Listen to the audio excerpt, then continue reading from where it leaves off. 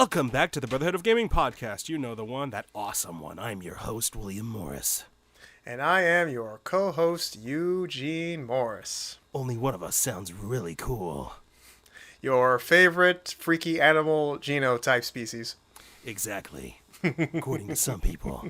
All right, so... According to some very intelligent people out there. Don't you just love trolls? Oh, yeah, I love Trolls trolls. are funny. Especially when they are really bad at their job. Well, have you ever been a good troll?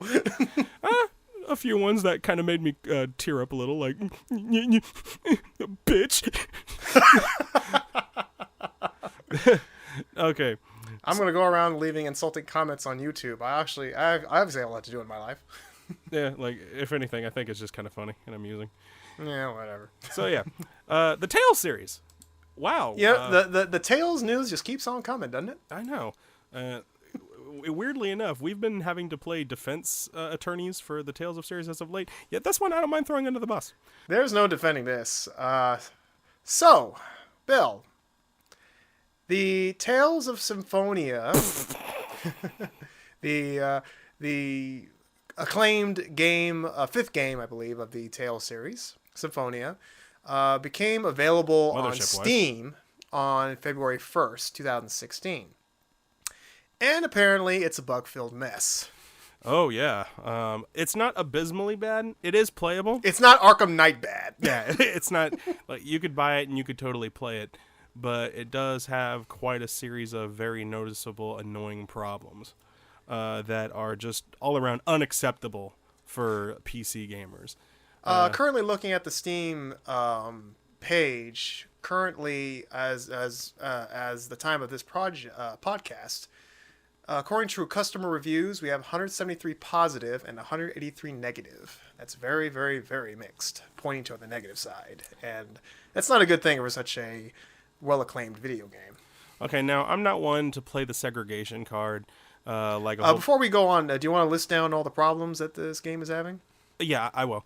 Okay. But yeah, I like about the segregation card, about how a lot of younger generation gamers today, or maybe just all around ignorant ones, want to play that whole PC master race is above consoles, you console peasants.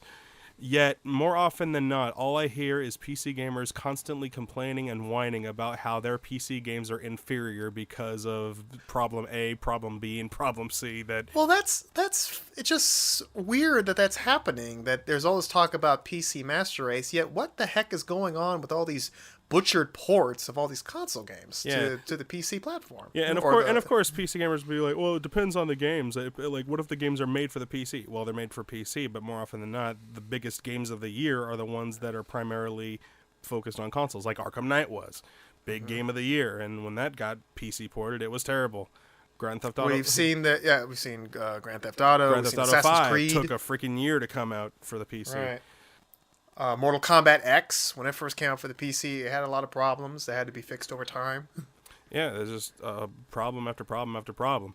Dude, I guess for some reason they just don't have a respect for the PC market. Maybe these major companies think they're just going to get more money from the console version. I don't know if that's true or not, but over in Japan, I think so, because from what I hear, consoles are bigger in Japan than it is to be on PC, and that's also why Xbox One doesn't really do well in Japan either.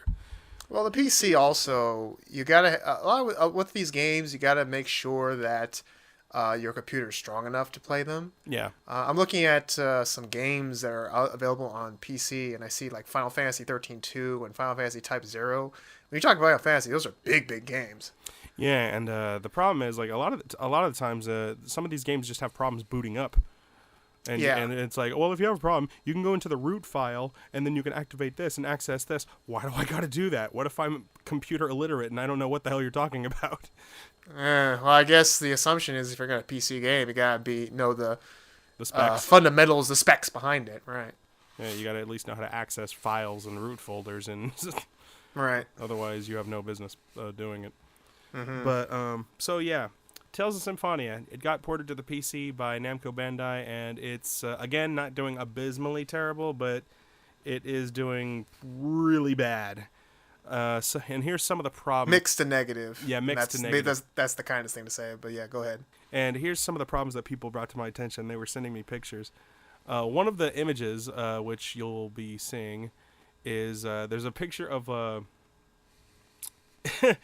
Apparently, it's a far off look where of a map where apparently you're seeing a conversation go on with the characters, but if you look off to the left, you can see the edge of the screen, like where the map of the game cuts off into just the void.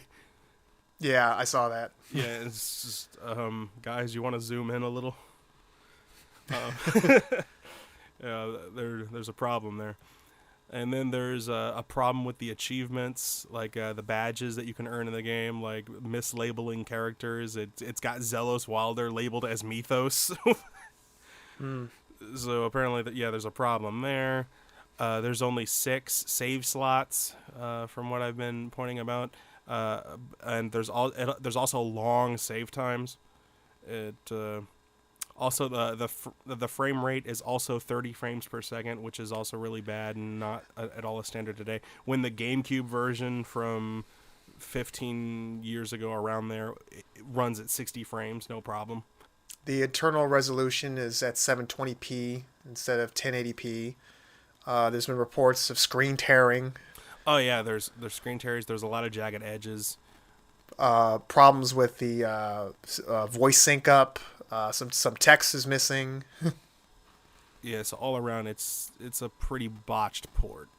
It's playable. People are saying go download Dolphin, which is like a Dolphin, which is a GameCube emulator.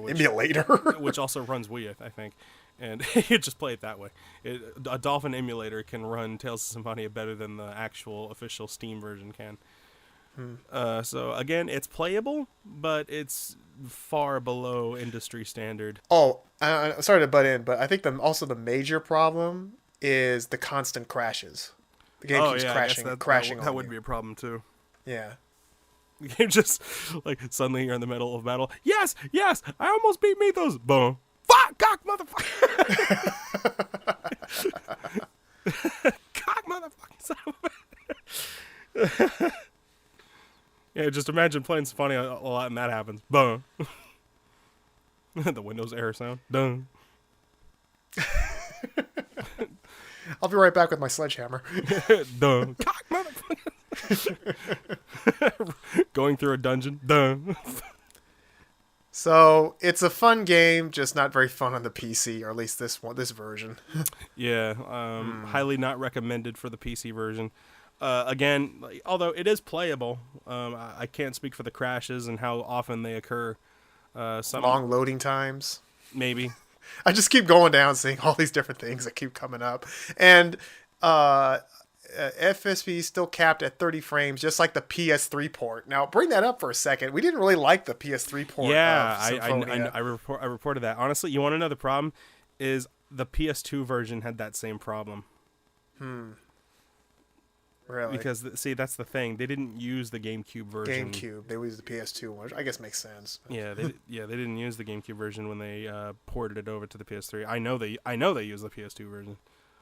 They just, I guess they just stripped the voices from the GameCube version, which I guess they didn't even have to do that. They probably had the voices on file in the source code somewhere, and they just slapped it over.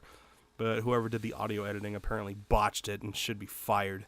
Because the voices were peaking, at least for me, they were peaking ungodly cruel. It just looks like this whole thing is just really just rushed out there by Bandai Namco. And to me, that just shows a very lack of respect that these companies have for the PC gamers. They're just like, oh, I'll just throw this together, throw it out there, get a couple extra bucks. Or how inexperienced they are when it comes to porting. Yeah. Because it's not as or maybe that too, yeah. Because it's not as simple as porting something or slapping something over to a different console. Because when you're making something for a console, the console's got its own specs. It's got its own CPU, it's got its own graphics engine, it's got its own things. But when you're trying to move something over to a PC, you're having to almost make the game run on a completely different engine, on several different engines, mind you, because this has got to work for multiple setups that people may have. Right. So, if anything, I would make the argument that it is relatively harder to port something on a PC than from a console. That works just fine. But according to the reports, they did a fairly decent job with Zisteria when they ported that over to the PC. But even that wasn't flawless, because even it was at Well, not flawless, but at least it's a lot playable than this. yeah. But it took modders and hackers to make the game run at 60 frames seconds proper. Huh. But at least it was doable. Yeah. Tales of Unoptimizia.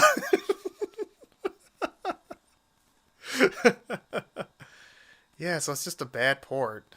Cinematics and openings are blurry to an effect. No mouse support. Well, that could be kind of frustrating. What the hell do you need a mouse? Plug in a controller and play it like a regular person.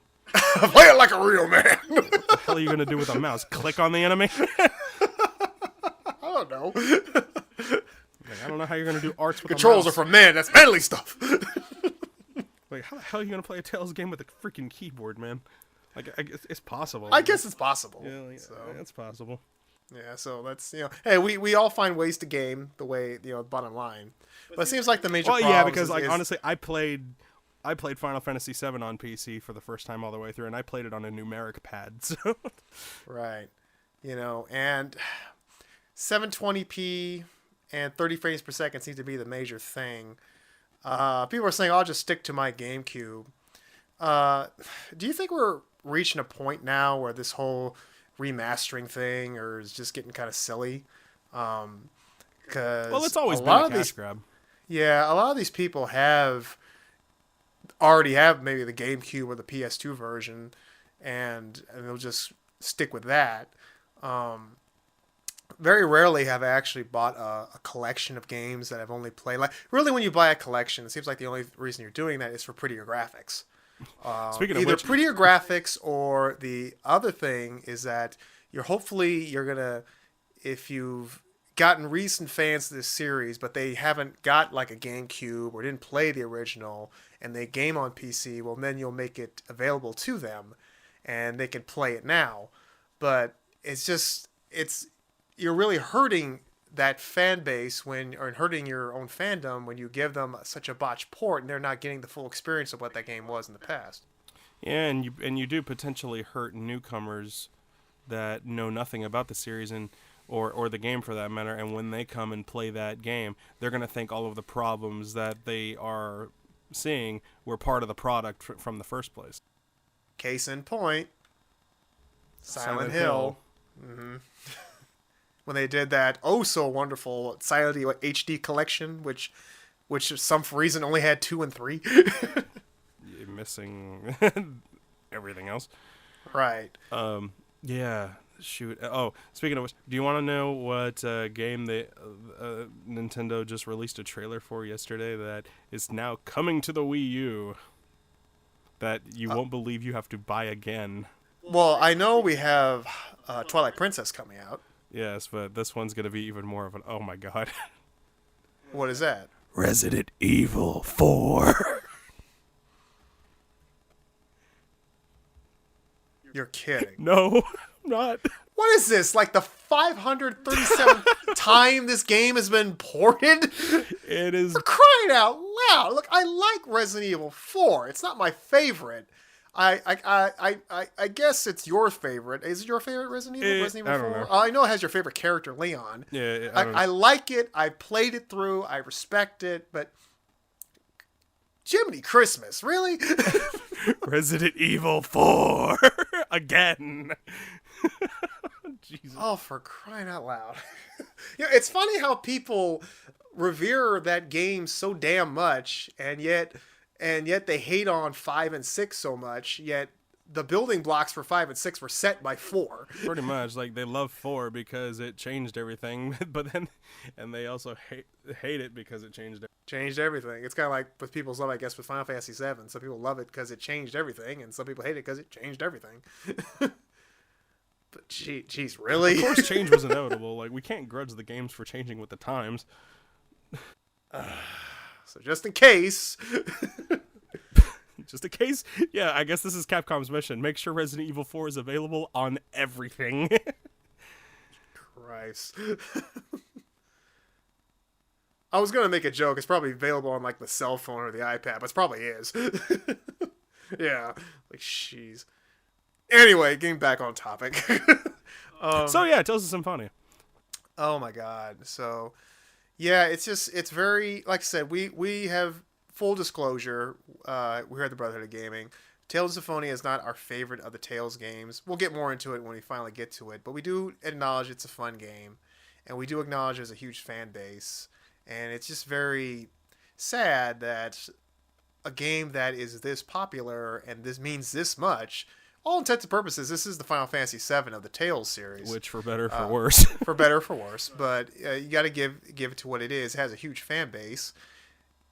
The fact that they didn't treat it with more respect is it's becoming quite an epidemic that there's so many studios, whether it's Warner Brothers or whether it's Ubisoft, who now I know maybe they don't do it the ports themselves, but they oversee it.